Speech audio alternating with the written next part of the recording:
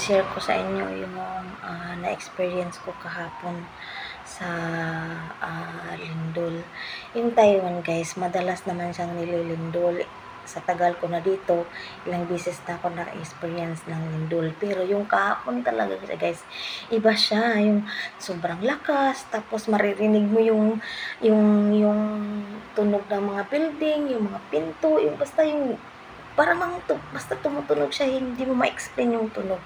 Tapos guys, yung lindol yan, tuloy-tuloy siya, tuloy-tuloy. Yung mahina, tapos biglang malakas. Tapos nung sumunod na naman, malakas na naman. Alam mo guys, sabi nila magtatago. Ito lang naman kami. Wala naman akong ibang taguan, yung higaan ko. Tapos yung alaga ko nandun. Tapos ito yung kusina. Wala akong ibang pagtataguan. Wala kaming lamisan na pwede ka magtago. Ganun.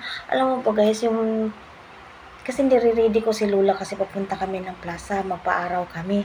Tapos, yung huminto talaga ako dito. Tapos, yung makikita mo talaga gumagalaw talaga yung yung mga semento, ganun.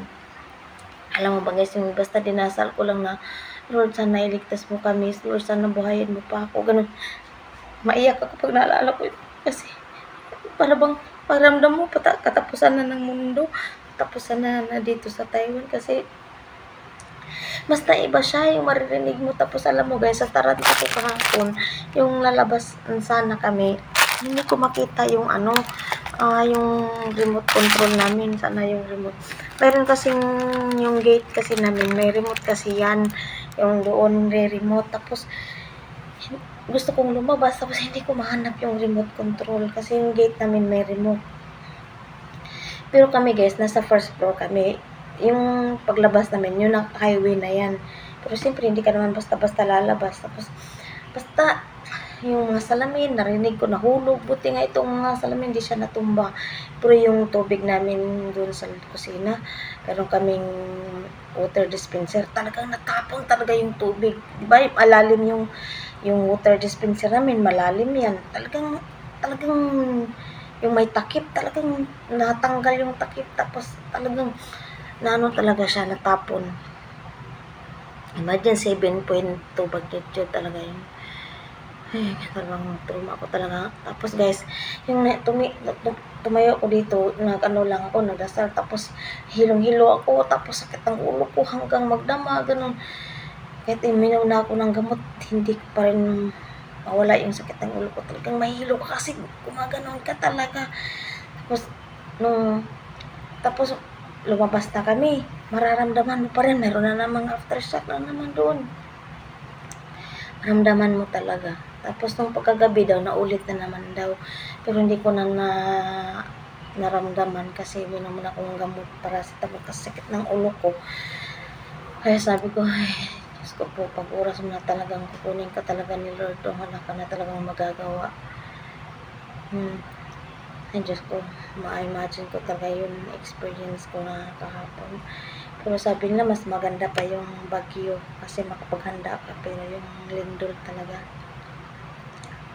bigla na lang talaga. Maramdaman talaga yung ingay. Basta maingay. Yung experience ko kahapon. Lahat kami, sino mga naman in-interview, ganun naramdaman ko. Sana lang silang, basta hindi mo ma-explain yung lakas na tutunog. Okay guys, sinare ko lang yung experience ko. Basta dasal lang talaga lagi, nailigtas tayo sa masasama.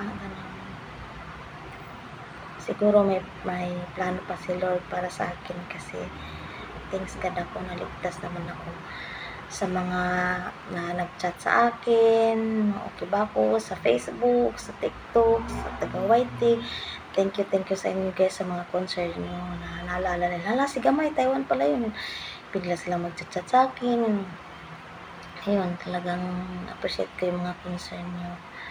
Okay guys, yung pamilya ko, nag-aalala kasi nakita nila sa news na gano'n talagang durog ang mga may tsunami pa, tsunami, yung landslide, tapos yung mga building,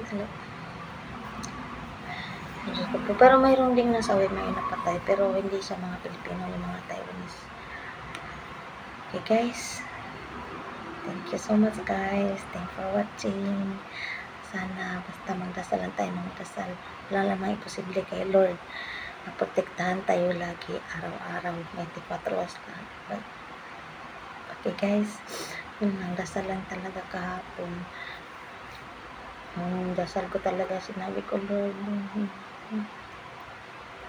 ligtas mo kami. Kasi guys, kami lang dalawa ni alaga ko dito. Kasi wala naman yung amo ko dito. Noon kasi, yung may experience, mayroon naman ako mga amo, kaya hindi ako gaano nagpanik. Kahapon taranta ako kasi nga, dalawa lang kami ni Lola, diba? Hindi ko alam kung anong gagawin namin.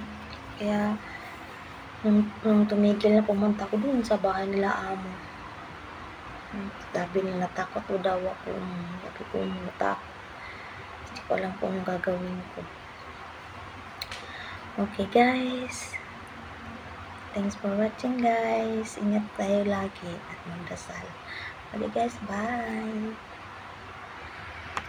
Tapos guys, mayroon akong hanggang ngayon yung trauma ko pa, yung maririnig kong may kumalabog, yung may tunog, parang pakiramdam ko hilintula naman, yung ganun ba, yung trauma ko, biglang kakabahan yung heart ko, yung ganun. Katulad kagabi, yung mayroon kasing nagbukas doon, kabahan na naman ako, yung basta konting lang, kakabahan na ako. Ay, Diyos ko po. Lisang sa Bisaya tawag. Talagang sa edad ko ito ngayon lang ako na-experience ng gano'n. Lalo na ngayon, narinig ko naman may kumalabog na naman. Nagkabahan na naman ako. Ay, bye.